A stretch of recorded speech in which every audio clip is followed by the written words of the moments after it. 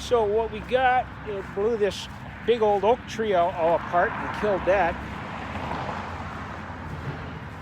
And right across the street here, it flipped the city bus over and left that on its side. And we got about $7 million worth of damage here. Now, one of these tricks the insurance companies do, they don't give you all the money. They hold back a percentage. They call it depreciation.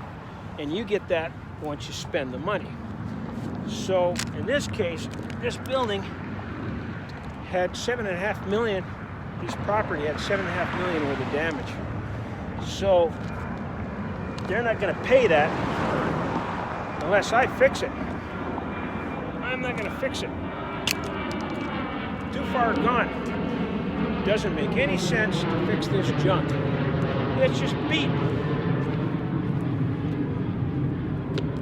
Thieves just stole all the copper. It makes no sense to fix this thing. I wonder if we can get it on this camera. Look at this wall. Look at how it's all bashed in and messed up. And it's all bowed in on the top. Let's go in here. Well, we've had artists in here painting graffiti on the walls. Lovely. Actually, some of that work isn't bad. I wonder what it says. Well, anyway, we have this wall severely messed up. I don't know if you can see the cracks in there. This whole wall is completely bowed in. Look at this.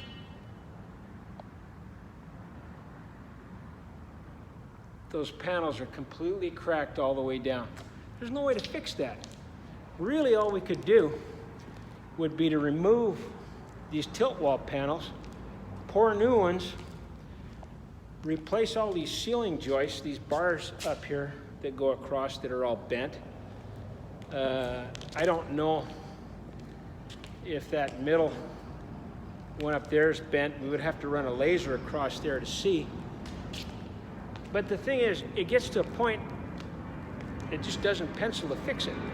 My theory is, if something has 80% damage, it's not worth fixing. Actually, even if it has 70% damage, it's not worth fixing.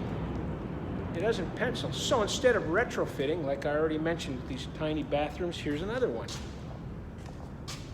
Tiny bathroom. It's never going to work to today's code. Today's code has to be 8 by 8, and it has to accommodate a handicapped person in a wheelchair. So, and you see here, these corners here, it's all cracked. This corner, that's also cracked all the way to the top. So I don't really want to mess with that. I don't think it'll ever be safe again. And what if I did fix it and the building came down in a stiff wind and hurt or killed somebody? We're not going to play the game. We're just not going to do it. So I elected to smash these to the ground. Now, what it cost was $200,000 to get rid of the asbestos. $200,000. Here's the other two buildings. Then it's going to cost about $140,000 to demolish these, smash them to the ground. And then I got to clean up the parking lot and the slabs inside, which I'm not going to do just yet because here in Dallas you have to worry about erosion control.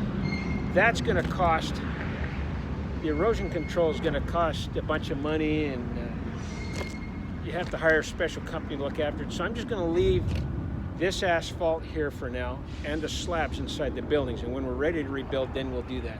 So once this is demolished, I've already hired an architect. That was a chore in and of itself. Architectural guys are going to cost $280,000, $270,000, and I took out a bunch to bids, and it was a hard choice, but I finally got a guy that I liked, and I gave it to him, and now we have the task of rebuilding. This project's probably going to cost about $10 million to rebuild. And it's not like flipping a house. I mean, I see a lot of guys wanting to fix stuff up. rebuild it, fix it up, slap some paint on it, put some carpet on it. Why would you do that to old junk? See, in real estate, things become obsolete. What that means is these here have 16-foot ceilings. Those aren't good these days. Today, everyone's got forklifts, all these industrial warehouses. They want 24-foot ceilings so they can pack stuff up and load it up with their forklifts. So they're obsolete. They just need to go. Roofs are all gone, have to replace all the air conditioning units, the electrical and the plumbing. It's just not worth it. Even though it's kind of funny, I had some shyster real estate guys come around here wanting to buy it off me for cheap. Yeah, I sure do. But this is prime land right close to downtown Dallas, right next to 5 freeways. I'm thinking this would be perfect for a rebuild. Look at that. Look at that big crack. Anyway, so it's just not worth messing with. So here it comes down. We'll go through this process, and you'll see what we do to make these things come out of the ashes and grow again. So my budget, I'm going to spend about $10 million. And that's it. Here's something funny. When I come around this neighborhood, I can never be too sure. I carry a 9mm because there's bad people that come around here sometimes. Bad people. Let's see. We better be careful here, just in case.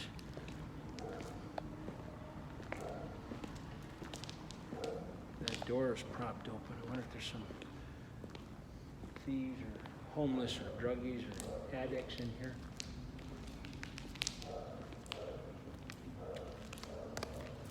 Doesn't look like there is. Okay. Well, you can see this is all pretty much gutted. And most of this trash you see on the ground from the tornado, we cleaned that all up. That stuff's from the removal of the asbestos. So that was quite a job, quite a job. But now it's done, it's clean. Now we can razz this stuff to the ground. We can start planning with the city and get it back together again. Rebuild.